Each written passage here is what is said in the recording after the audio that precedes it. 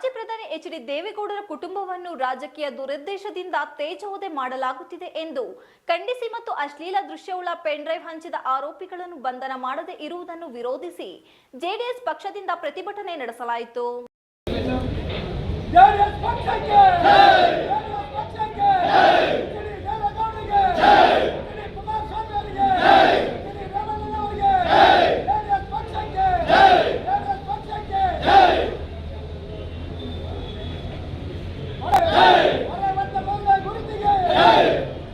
ನಗರದ ಹೇಮಾವತಿ ಪ್ರತಿಮೆ ಬಳಿಯಿಂದ ಹೊರಟ ಪ್ರತಿಭಟನಾ ಮೆರವಣಿಗೆಯು ಎನ್ಆರ್ ವೃತ್ತದ ಮೂಲಕ ಜಿಲ್ಲಾಧಿಕಾರಿ ಕಚೇರಿ ಆವರಣಕ್ಕೆ ಬಂದ ಅವರು ಮಾಜಿ ಪ್ರಧಾನಿ ಎಚ್.ಡಿ. ದೇವೇಗೌಡರು 6 ದಶಕಗಳಿಂದ ಹೆಚ್ಚು ಕಾಲ ಜಿಲ್ಲೆ, ರಾಜ್ಯ, ದೇಶದಲ್ಲಿ ಸಕ್ರಿಯ ರಾಜಕೀಯ ಮಾಡಿದ್ದಾರೆ. ಜೊತೆಗೆ ಎಲ್ಲ ಸಂದರ್ಭದಲ್ಲೂ ಈ ನೆಲದ ದೇಶದ ಕಾನೂನುಗಳಿಗೆ ಗೌರವ ಕೊಡುತ್ತಾ ಬಂದಿದ್ದಾರೆ. ಹಾಗೆಯೇ ಯಾರೇ ತಪ್ಪು ಮಾಡಿದರೂ ಕಾನೂನು ಪ್ರಕಾರ ಶಿಕ್ಷೆಯಾಗಲಿ ಎಂದು ಪ್ರತಿಪಾದಿಸಿದ್ದಾರೆ ಎಂದರು. ಮಾಜಿ ಮುಖ್ಯಮಂತ್ರಿ ಹಾಗೂ ಹಾಲಿ ಕೇಂದ್ರ ಸಚಿವರಾದ ಎಚ್.ಡಿ. ಕುಮಾರಸ್ವಾಮಿ ಅವರು, ಮಾಜಿ ಸಚಿವರಾದ ಎಚ್.ಡಿ. ರೇವಣ್ಣ ಅವರು ಸಹ ಕಾನೂನು ಪಾಲನೆ ಮತ್ತು ಗೌರವ ಕೊಡುತ್ತಾ ಬಂದಿರುತ್ತಾರೆ. ತನಿಖೆಯನ್ನು ಸ್ವಾಗತ ಮಾಡಿದ್ದಾರೆ. ಆದರೂ ಕಾಂಗ್ರೆಸ್ನವರು ರಾಜಕೀಯ ದುರುದ್ದೇಶದಿಂದ ಹಾಗೂ ತಮಗೆ ಎದುರಾಳಿಯಾಗಿರುವ ದೇವೇಗೌಡರ ಕುಟುಂಬವನ್ನು ಹಣಿಯಬೇಕು ಎಂದು ಒಂದೇ ದುರುದ್ದೇಶದಿಂದ ತೇಜೋವಧೆ ಮಾಡುವ ಕೆಲಸದಲ್ಲಿ ನಿರತರಾಗಿರುವುದನ್ನು ನಾವು ತೀವ್ರವಾಗಿ ಖಂಡಿಸುತ್ತೇವೆ. ಆದರೆ ಅಶ್ಲೀಲ ದೃಶ್ಯಾವಳಿಯುಳ್ಳ ಪೆನ್ ಡ್ರೈವ್ ಹಂಚಿಕೆ ಮಾಡಿರುವ ಪ್ರಕರಣ ಆರೋಪಿಗಳ ವಿರುದ್ಧ ದೂರು ದಾಖಲಾಗಿ ಜಿಲ್ಲಾ ನ್ಯಾಯಾಲಯ, ಹೈಕೋರ್ಟ್ ಜಾಮೀನು ಅರ್ಜಿ ತಿರಸ್ಕಾರ ಮಾಡಿದರೂ ಆರೋಪಿಗಳನ್ನು ಈವರೆಗೂ ಬಂಧಿಸಿಲ್ಲ ಏಕೆ ಎಂದು ಪ್ರಶ್ನೆ ಮಾಡಿದರು. ಇಷ್ಟು ಮಂದಿಯ ಹಾಸನ ಜಿಲ್ಲೆ ಮಾತ್ರವಲ್ಲದೆ ಎಲ್ಲ ಕಡೆ ರಾಜರೋಷವಾಗಿ ಕಾಂಗ್ರೆಸ್ ಜನಪ್ರತಿನಿಧಿಗಳು ಮುಖಂಡರ ಜೊತೆ ಓಡಾಡುತ್ತಾ ಕಾಂಗ್ರೆಸ್ ಸಭೆ, ಸಮಾರಂಭ ಹಾಗೂ ವಿಜಯೋತ್ಸವಗಳು ಭಾಗಿಯಾಗುತ್ತಿದ್ದಾರೆ. ಈ ವಿಚಾರದಲ್ಲಿ ಸರ್ಕಾರ ಮತ್ತು ಪೊಲೀಸರು ಪಕ್ಷಪಾತ ಧೋರಣೆ ಅನುಸರಿಸುತ್ತಿದ್ದಾರೆ ಎಂಬ ಮಾತು ಜನಸಾಮಾನ್ಯರಿಂದ ಕೇಳಿಬರುತ್ತಿದೆ.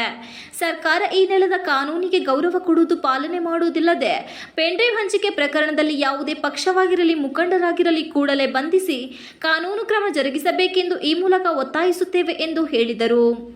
ಪ್ರತಿಭಟನೆಯಲ್ಲಿ ಕ್ಷೇತ್ರದ ಶಾಸಕ ಎಚ್.ಪಿ. ಸ್ವರೂಪ್ರಕಾಶ್, ಮಾಜಿ ಸಚಿವ ಎಚ್.ಡಿ. ಕುಮಾರಸ್ವಾಮಿ, ಡಿಸಿಸಿ ಬ್ಯಾಂಕ್ ಅಧ್ಯಕ್ಷ ಸೋಮನಹಳ್ಳಿ ನಾಗರಾಜ್, ಜೆಡಿಎಸ್ ವಕ್ತಾರ ರಘು ಹೊಂಗೇರೆ, ತಾಲೂಕು ಜೆಡಿಎಸ್ ಅಧ್ಯಕ್ಷರುಗಳಾದ ಹಾಸನ ತಾಲೂಕು ಎಸ್. ದೇವೇಗೌಡ, ಆಲೂರು ತಾಲೂಕು ಅಧ್ಯಕ್ಷ ಮಂಜೇಗೌಡ, ಅರಸೀಕೆರೆ ತಾಲೂಕಿನ ಚಂದ್ರಶೇಖರ್, ಅರಕಲಗೂಡು ಅಧ್ಯಕ್ಷ ಸತೀಶ್, ಮುಖಂಡರುಗಳಾದ ಅರಸೀಕೆರೆ ಗಂಗಾಧರ್, ಬಾಣವಾರ ಅಶೋಕ್, ಹೊನ್ನಶೆಟ್ಟಿಹಳ್ಳಿ ಪುಟ್ಟಸ್ವಾಮಿ, ನವೀನ್, ಗ್ಯಾರಹಳ್ಳಿ ರವೀಶ್, ಮಾಜಿ ಜಿಲ್ಲಾ ಪಂಚಾಯತ್ ಉಪಾಧ್ಯಕ್ಷರಾದ ರಾಜಣ್ಣ, ಲಕ್ಷ್ಮಣಗೌಡ, ಸ್ವಾಮಿಗೌಡ, ನೌಕರರ ಸಂಘದ ಮಾಜಿ ಗೌರವ ಅಧ್ಯಕ್ಷರಾದ ರುದ್ರಪ್ಪ, ನಗರಸಭೆ ಸದಸ್ಯರಾದ ವಾಸು, ಮಂಜಣ್ಣ, ಚಂದ್ರೇಗೌಡ, ರಫೀಕ್, ವಕೀಲರುಗಳಾದ ಲಿಂಗರಾಜು, ಸುದೀಪ್, ಲೋಕೇಶ್, ವಾಸು ಇತರರು ಉಪಸ್ಥಿತರಿದ್ದರು.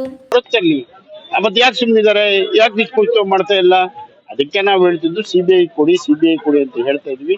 ಈಗಲೂ ಕೂಡ ಒತ್ತಾಯ ಮಾಡ್ತಿದ್ವಿ. ಏನ್ ಪ್ರಕರಣ ಇದೆ, ವಿಳಂಬ ಆಗಬಾರ್ದು. ವಿಳಂಬ ಆದ್ರೆ ಕಾನೂನಿಗೆ ಇದು ಕಾನೂನಿಗೆ ಅಡಿ ಸಿಗೋದಕ್ಕೆ ಸಾಧ್ಯ ಇಲ್ಲ ಅಂತಕ್ಕಂಥದ್ದು ಎಲ್ಲರಿಗೂ ಅರ್ಥ ಆಗ್ತದೆ. ದಯವಿಟ್ಟು ಒತ್ತಾಯ ಮಾಡ್ತಿದ್ದೀವಿ. ಈಗಲಾದ್ರೂ ಕೂಡ ತಕ್ಷಣ ಕಾರ್ಯೋನ್ಮುಖರಾಗಿ ನ್ಯಾಯ ದೊರಕಿಸಬೇಕು. ಸಂತ್ರಸ್ತೆಯವರೇ ಕೊಟ್ಟಿರ್ತಕ್ಕಂಥ ದೂರಿನ ಮೇಲೆ ನಿಷ್ಪಕ್ಷ ಮಾಡಿ ನಾವು ಯಾರನ್ನೂ ರಕ್ಷಿಸಲ್ಲ. ಮನೆ ಕುಮಾರಸ್ವಾಮಿ ಇರ್ಬೋದು, ನಮ್ಮ ಕೇಂದ್ರ ಸಚಿವರು, ನಮ್ಮ ಪಕ್ಷ ಇರ್ಬೋದು, ನಾವ್ ಯಾರ ರಕ್ಷಣೆಗೂ ಹೋಗಲ್ಲ. ನಿಷ್ಪಕ್ಷ ತನಿಖೆ ಆಗಲಿ, ತಪ್ಪು ಮಾಡಿದ್ರೆ ಆರೋಪಿಗಳಿಗೆ ಶಿಕ್ಷೆ.